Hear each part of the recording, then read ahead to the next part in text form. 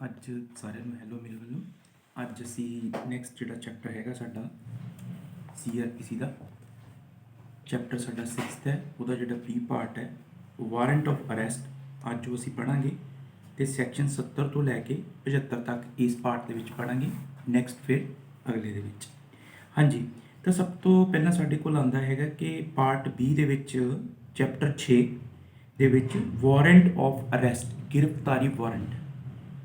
ਹੁਣ ਇਹਦੇ ਵਿੱਚ ਅਸੀਂ ਇਹ ਪੜ੍ਹਾਂਗੇ ਕਿ ਇਹ ਵਾਰੰਟ ਕਿਸ ਤਰ੍ਹਾਂ ਇਹਦੀ ਬਣਤਰ ਹੁੰਦੀ ਹੈ ਅਤੇ ਕਿਸ ਤਰ੍ਹਾਂ ਇਹਨੂੰ ਜਾਰੀ ਕੀਤਾ ਜਾਂਦਾ ਹੈ ਅਤੇ ਇਸ ਤੋਂ ਅੱਗੇ ਕੀ ਇਹਦਾ ਪ੍ਰੋਸੈਸ ਹੁੰਦਾ ਹੈ।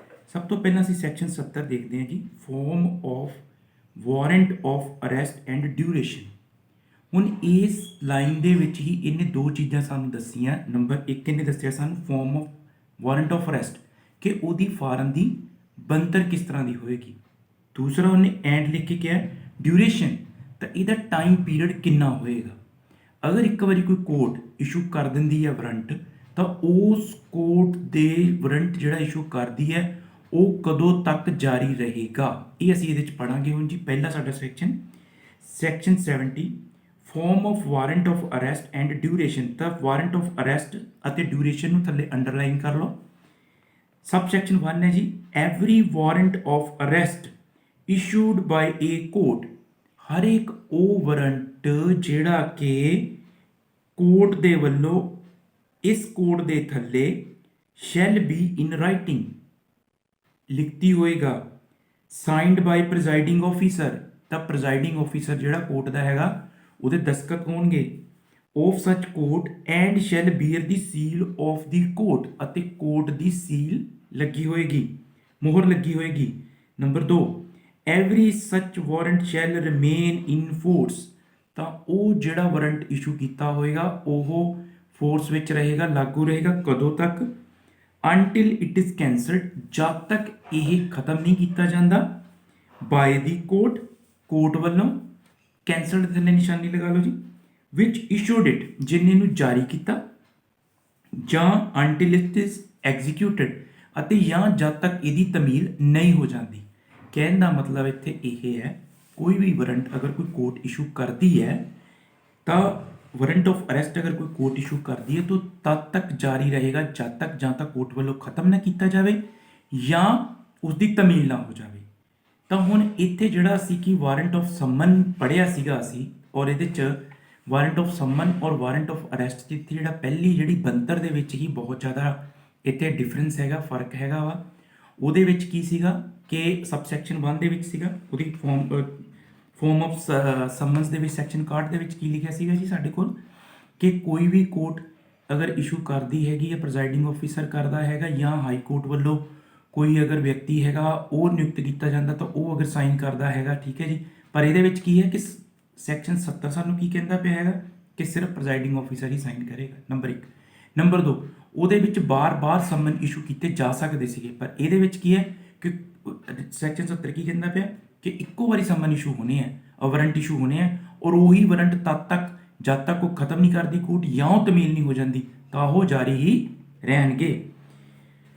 ਹੁਣ ਅੱਗੇ ਜੀ ਸੈਕਸ਼ਨ ਸਾਡੇ ਕੋਲ 71 ਹੈ ਜੀ 71, power to direct security to be taken. ਤਾਂ ਹੁਣ ਇਹਦੇ ਵਿੱਚ ਉਹਨੇ ਪਾਵਰ ਦਿੱਤੀ, ਸ਼ਕਤੀ ਦਿੱਤੀ ਹੈਗੀ ਹੈ ਕਿ ਜੇਕਰ ਕੋਈ ਵਾਰੰਟ ਇਸ਼ੂ ਹੋ ਜਾਂਦਾ ਤਾਂ ਉਹਦੇ 'ਚ ਸਿਕਿਉਰਿਟੀ ਕਿੱਦਾਂ ਲੈਣੀ ਹੈਗੀ ਆ। Number 1 sub section 1, any court issuing a warrant. ਕਹਿੰਦਾ ਕੋਈ ਵੀ ਕੋਰਟ ਜਿਹੜੀ ਹੈਗੀ ਆ ਵਾਰੰਟ ਆਫ ਅਰੈਸਟ ਅਗਰ ਇਸ਼ੂ ਕਰਦੀ ਹੈ, ਗ੍ਰਿਫਤਾਰੀ ਵਾਰੰਟ ਇਸ਼ੂ ਕਰਦੀ ਹੈ, of any person may in its discretion, ਤਾਂ ਉਹ ਆਪਣੀ ਡਿਸਕ੍ਰਿਸ਼ਨ ਦੇ ਮੁਤਾਬਕ ਡਾਇਰੈਕਟ ਬਾਈ ਇੰਡੋਰਸਮੈਂਟ ਪੁਸ਼ਟੀ ਕਰੇਗੀ on the warrant that if such person executive bond with sufficient sureties. ਹੁਣ ਐਗਜ਼ੀਕਿਊਟਿਵ ਬੌਂਡ ਦੇ ਥੱਲੇ ਨਿਸ਼ਾਨ ਟਿਕ ਮਾਰਕ ਕਰ ਲਓ ਜੀ, ਤੇ ਸ਼ਿਓਰਟੀ ਸਫੀਸ਼ੀਐਂਟ ਸ਼ਿਓਰਟੀ ਥੱਲੇ ਨਿਸ਼ਾਨੀ ਲਗਾ ਲਓ। ਫਾਰ ਹਿਜ਼ ਅਟੈਂਡੈਂਸ, ਔਰ ਅਟੈਂਡੈਂਸ ਦੇ ਨੀਚੇ, ਠੀਕ ਹੈ ਜੀ, before the court at a specified time and thereafter until otherwise directed by the court। ਹੁਣ ਇਹਦੇ ਵਿੱਚ ਉਹਨੇ ਕੀ ਕਿਹਾ ਕਿ ਕੋਈ ਵੀ ਜਿਹੜੀ ਕੋਰਟ ਹੈ ਜਦੋਂ ਇਸ਼ੂ ਕਰਦੀ ਹੈਗੀ, ਜਾਰੀ ਕਰਦੀ ਹੈਗੀ ਹੈ ਵਾਰੰਟ ਆਫ ਅਰੈਸਟ ਨੂੰ ਅਗਰ ਇਸ਼ੂ ਕਰਦੀ ਹੈਗੀ ਹੈ ਤਾਂ ਉਹ ਆਪਣੇ ਜਿਸ ਵੀ ਬੰਦੇ ਨੂੰ ਇਸ਼ੂ ਕਰਦੀ ਹੈਗੀ ਹੈ ਵਾਰੰਟ ਆਫ ਅਰੈਸਟ, ਤਾਂ ਉਹ ਆਪਣੀ ਇੰਡੋਰਸਮੈਂਟ ਕੋਰਟ ਕਰੇਗੀ ਜਿਹਦੇ ਵਿੱਚ ਕਿ ਉਹ ਲਿਖੇਗੀ ਕਿ ਅਗਰ ਕੋਈ ਬੰਦਾ ਜਿਹੜਾ ਆਪਣਾ ਬੌਂਡ ਜਿਹੜਾ ਹੈਗਾ ਵਾ ਐਗਜ਼ੀਕਿਊਟ ਕਰਦਾ ਹੈ ਤਾਂ ਉਹਦੇ ਵਾਸਤੇ ਉਹ ਕਿਸ ਤਰੀਕੇ ਨਾਲ ਜਿਹੜੀਆਂ ਸਫੀਸ਼ੀਐਂਟ ਸ਼ੋਰਟੀਜ਼ ਜਿਹੜੀ ਲੈ ਸਕਦਾ ਹੈਗਾ ਵਾ, ਤੇ ਆਪਣੀ ਜਿਹੜੀ ਉਸ ਵਿਅਕਤੀ ਜਿਹਨੂੰ ਕਿ ਅਰੈਸਟ ਕਰਨਾ ਹੈਗਾ, ਵਾਰੰਟ ਆਫ ਅਰੈਸਟ ਦੇ ਜਿਹੜੇ ਸੰਮਨ ਜਾਰੀ ਹੋਏ ਆ, ਉਹਦੀ ਜਿਹੜੀ ਅਟੈਂਡੈਂਸ ਹੈ ਕੋਰਟ ਦੇ ਵਿੱਚ ਉਹ ਕਿਸ ਤਰੀਕੇ ਨਾਲ ਕੰਪਲਸਰੀ ਹੋਏਗੀ। ਠੀਕ ਹੈ ਜੀ। Before the court at specified time ਦਿੱਤਾ ਜਾਏਗਾ ਅਤੇ thereafter until otherwise directed by the court, ਅਤੇ ਜਦ ਤੱਕ ਕੋਰਟ ਵੱਲੋਂ ਅਗਲੇ ਨਿਰਦੇਸ਼ ਜਾਰੀ ਨਹੀਂ ਕੀਤੇ ਜਾਂਦੇ। The officer to whom the warrant is directed shall take such security and shall release such person from custody। ਤਾਂ ਉਹ ਵਿਅਕਤੀ ਜੋ ਪੁਲਿਸ ਅਫਸਰ ਜਦੋਂ ਸਿਕਿਉਰਿਟੀ ਲੈ ਲੈਂਦਾ ਹੈ, ਬੌਂਡ ਭਰਵਾ ਲੈਂਦਾ ਉਹਦੇ ਕੋਲੋਂ, ਤਾਂ ਉਦੋਂ ਉਸ ਵਿਅਕਤੀ ਨੂੰ ਜਿਹੜਾ ਹੈਗਾ ਉਹ ਰਿਲੀਜ਼ ਕਰ ਸਕਦਾ ਆਪਣੀ ਕਸਟਡੀ ਚੋਂ। Number 2, the endorsement shall state, ਕੀ ਕੁਝ ਲਿਖਿਆ ਹੋਏਗਾ ਜੀ ਉਹਦੇ ਵਿੱਚ ਇੰਡੋਰਸਮੈਂਟ ਦੇ ਵਿੱਚ। Number A, the number of sureties, ਕਿੰਨੀਆਂ ਸਿਓਰਿਟੀਜ਼ ਲੈ ਸਕਦਾ ਹੈ। ਬੀ, ਦਾ ਅਮਾਊਂਟ, ਰਾਸ਼ੀ ਕਿੰਨੀ ਹੋਏਗੀ। ਇਨ ਵਿੱਚ ਦੇ and the person for whom arrest warrant is issued are to be respectively bound, ਜਿਸ ਬਾਉਂਡ ਦੇ ਵਿੱਚ ਉਹਨੂੰ ਬੰਨੇਗਾ ਉਹਦੇ ਲਈ ਕਿੰਨੀ ਜਿਹੜਾ ਪੈਸਾ ਹੈਗਾ ਉਹ ਲਿਖਿਆ ਹੋਏਗਾ। ਸੀ ਦੇ ਵਿੱਚ ਹੈਗਾ time at which he is to attend before the court, ਤੇ ਕਿਹੜੇ ਸਮੇਂ ਦੇ ਉੱਤੇ ਜਾ ਕੇ ਉਹਨੇ ਕੋਰਟ 'ਚ ਪੇਸ਼ ਹੋਣਾ।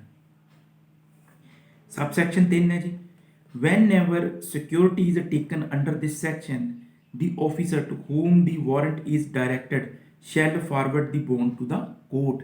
ਤਾਂ ਜਦੋਂ ਵੀ ਕੋਈ ਅਫਸਰ ਨੂੰ ਇਹ ਡਾਇਰੈਕਸ਼ਨ ਦਿੱਤੀ ਗਈ ਸੀ ਵਾਰੰਟ ਆਫ ਅਰੈਸਟ ਦੀ, ਜਦੋਂ ਬੌਂਡ ਭਰਵਾ ਲੈਂਦਾ ਤਾਂ ਜਿਹੜਾ ਬੌਂਡ ਹੈਗਾ ਉਹ ਕੋਰਟ ਨੂੰ ਵਾਪਸ ਭੇਜ ਦੇਗਾ। ਇਹਦੀ ਹੁਣ ਬਣਤਰ ਔਰ ਇਹਦੇ ਬਾਰੇ ਕਿੱਥੇ ਲਿਖਿਆ, ਹੁਣ ਅਸੀਂ ਸ਼ਡਿਊਲ 2 ਜਿਹੜਾ ਸਾਡਾ ਦਿੱਤਾ ਹੋਇਆ ਉਹਦੇ ਵਿੱਚ ਜਿਹੜਾ ਫਾਰਮ ਨੰਬਰ 2 ਹੈ ਉਹ ਕਾਈਂਡਲੀ ਤੁਸੀਂ ਪੜ੍ਹਨਾ ਹੈ। ਉਹਦੇ ਵਿੱਚ ਸਾਰਾ ਇਹਦਾ ਫਾਰਮੇਸ਼ਨ ਹੋਏਗੀ ਫਾਰਮ ਦੀ, ਔਰ ਜਿਹੜਾ ਨੈਕਸਟ ਬੌਂਡ ਕਿਸ ਤਰ੍ਹਾਂ ਹੋਏਗਾ, ਬੌਂਡ 'ਚ ਕੀ ਕੁਝ ਕਿਸ ਤਰ੍ਹਾਂ ਰਾਸ਼ੀ ਲਿਖੀ ਹੋਗੀ, ਉਹ ਸਾਰਾ ਕੁਝ ਆਪਾਂ ਨੂੰ ਸ਼ਡਿਊਲ 2 ਦੇ ਫਾਰਮ ਨੰਬਰ 2 'ਚ ਜ਼ਰੂਰ ਪੜ੍ਹਨਾ ਹੈਗਾ।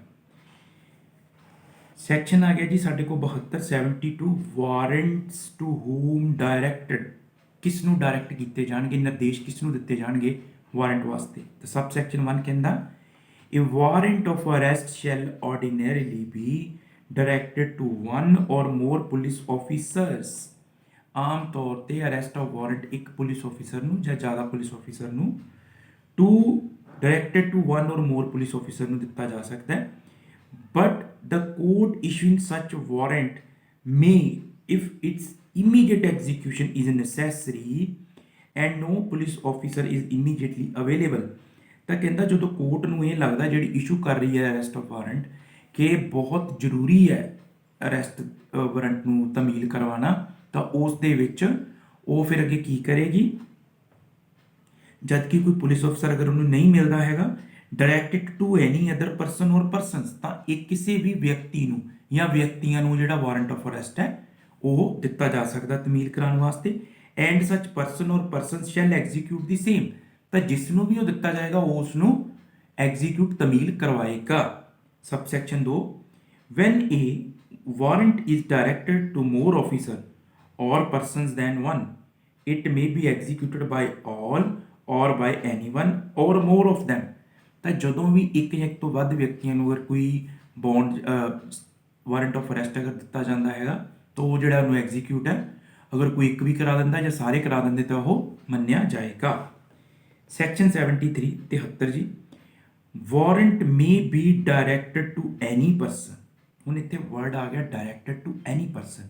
ਵਾਰੰਟ ਜਿਹੜੇ ਹੈਗੇ ਕਿਸੇ ਵੀ ਬੰਦੇ ਨੂੰ ਡਾਇਰੈਕਟ ਕੀਤੇ ਜਾ ਸਕੇ, ਨਿਰਦੇਸ਼ ਉਹਦੇ ਬਾਰੇ ਜਾਰੀ ਕੀਤੇ ਜਾ ਸਕਦੇ ਹੈਗੇ ਆ।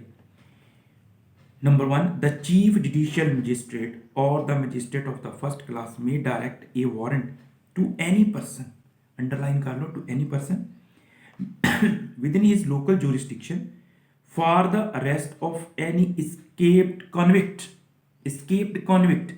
underline ਕਰੋ ਜੀ। proclaimed offender ਨੂੰ underline ਕਰੋ, or of any person who is accused of a non bailable offence, ਨੂੰ ਨਿਸ਼ਾਨੀ ਲਗਾ ਲਓ। and is awaiting arrest, ਅਤੇ ਜੋ awaiting arrest ਨੂੰ ਵੀ ਨਿਸ਼ਾਨੀ ਲਓ, ਜਿਹੜਾ ਬੰਦਾ ਉੱਥੋਂ ਮੌਕੇ ਤੋਂ ਜਾਂ ਉਸ ਜਗ੍ਹਾ ਤੋਂ ਜਿਹੜਾ ਗ੍ਰਿਫਤਾਰੀ ਤੋਂ ਡਰਦਾ ਮਾਰਾ ਨੱਠਿਆ ਭੱਜਿਆ ਫਿਰਦਾ ਹੈ। ਹੁਣ ਇਹਦੇ ਵਿੱਚ ਸਾਡੇ ਕੋਲ ਕੀ ਹੈਗਾ ਕਿ ਜਿਹੜਾ ਸਾਡਾ ਮੁੱਖ ਚੀਫ ਜੁਡੀਸ਼ੀਅਲ ਮੈਜਿਸਟ੍ਰੇਟ ਹੈ ਜਾਂ ਪਹਿਲੀ ਕਲਾਸ ਦਾ ਪਹਿਲੇ ਦਰਜੇ ਦਾ ਜਿਹੜਾ ਸਾਡਾ ਜ਼ਿਲ੍ਹਾ ਕੋਰਟ ਹੈਗੀ ਹੈ ਜਿਹੜੀ ਫਸਟ ਕਲਾਸ ਹੈਗੀ ਹੈ, ਤਾਂ ਉਹਦੇ ਵਿੱਚ ਜਿਹੜੀ ਉਹ ਕੋਰਟ ਹੈਗੀ ਅਰੈਸਟ ਆਫ ਵਾਰੰਟ ਜਿਹੜੀ ਕਿ ਉਹਦੇ ਜੂਰਿਸਡਿਕਸ਼ਨ 'ਚ ਜਿਹੜਾ ਏਰੀਆ ਪੈਂਦਾ ਹੈ, ਤਾਂ ਉਹ ਕਿਸੇ ਵੀ ਬੰਦੇ ਨੂੰ ਕੋਈ ਇਸ਼ੂ ਕਰ ਸਕਦੀ ਹੈ ਕਿ ਜਿਹੜਾ ਬੰਦਾ ਸਜ਼ਾ ਯਾਫਤਾ ਹੈ, ਭੱਜਿਆ ਹੋਇਆ ਜਾਂ ਸਜ਼ਾ ਯਾਫਤਾ ਪ੍ਰੋਕਲੇਮਡ ਅਫੈਂਡਰ ਹੈਗਾ ਵਾ, ਠੀਕ ਹੈ ਜੀ, ਜਾਂ ਕੋਈ ਬੰਦਾ ਜਿਹੜਾ ਨੌਨ ਬੇਲੇ ਅਫੈਂਸ ਦੇ ਵਿੱਚ ਜਿਹੜਾ ਦੋਸ਼ੀ ਹੈਗਾ, ਤਾਂ ਜਿਹੜਾ ਗ੍ਰਿਫਤਾਰੀ ਤੋਂ ਡਰਦਾ ਮਾਰਾ ਭੱਜ ਰਿਹਾ, ਉਹਦੇ ਵਾਸਤੇ ਅਰੈਸਟ ਆਫ ਵਾਰੰਟ ਕਿਸੇ ਬੰਦੇ ਨੂੰ ਜਾਰੀ ਕਰ ਸਕਦੀ ਹੈ ਕੋਰਟ। ਸਬਸੈਕਸ਼ਨ 2 ਕੀ ਹੈ? ਸੱਚ persons shell ਅਕਨੋਲਜ in writing the ਰਿਸੀਟ of the warrant and shell execute it if the person for whose arrest it was issued is in or enters on any land or other property under his charge।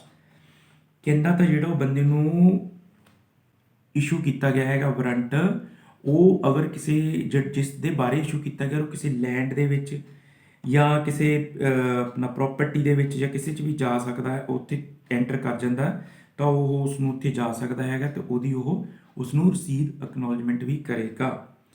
Number 3, when the person against whom such warrant is issued is arrested, ਤੇ ਜਿਸ ਬਾਰੇ ਗ੍ਰਿਫਤਾਰੀ warrant issue ਹੋਈ ਸੀ, ਅਗਰ ਉਹ ਵਿਅਕਤੀ ਜਿਹੜਾ ਹੈਗਾ ਫੜਿਆ ਜਾਂਦਾ ਹੈ, he shall be made over with the warrant to the nearest police station, ਤਾਂ ਜਿਹੜਾ ਨੇੜੇ ਦਾ ਪੁਲਿਸ ਸਟੇਸ਼ਨ ਹੋਏਗਾ ਉੱਥੇ ਉਹਨੂੰ ਜਾ ਕੇ ਪੇਸ਼ ਕਰ ਦੇਗਾ। Who shall cause him to be taken before a magistrate having jurisdiction in the case, ਤਾਂ ਉਸ ਨੂੰ ਜਿਹੜਾ ਨੇੜੇ ਦਾ ਜਿਹੜਾ ਕੁਝ ਜੂਰਿਸਡਿਕਸ਼ਨ ਮੈਜਿਸਟ੍ਰੇਟ ਦੀ ਪਏਗੀ ਉੱਥੇ ਉਸ ਨੂੰ ਦਿੱਤਾ ਜਾਏਗਾ। Unless security is taken under section 71, ਅਗਰ ਕਹਿੰਦਾ ਜੇਕਰ ਜਦ ਤੱਕ ਜਿਹੜੀ ਸਿਕਿਉਰਿਟੀ ਹੈਗੀ ਆ ਅਗਰ 71 ਸੈਕਸ਼ਨ ਦੇ ਥੱਲੇ ਲਈ ਜਾਵੇਗੀ, ਠੀਕ ਹੈ ਜੀ। ਹੁਣ ਸੈਕਸ਼ਨ 74 ਆ ਗਿਆ ਜੀ, warrant directed to police officer.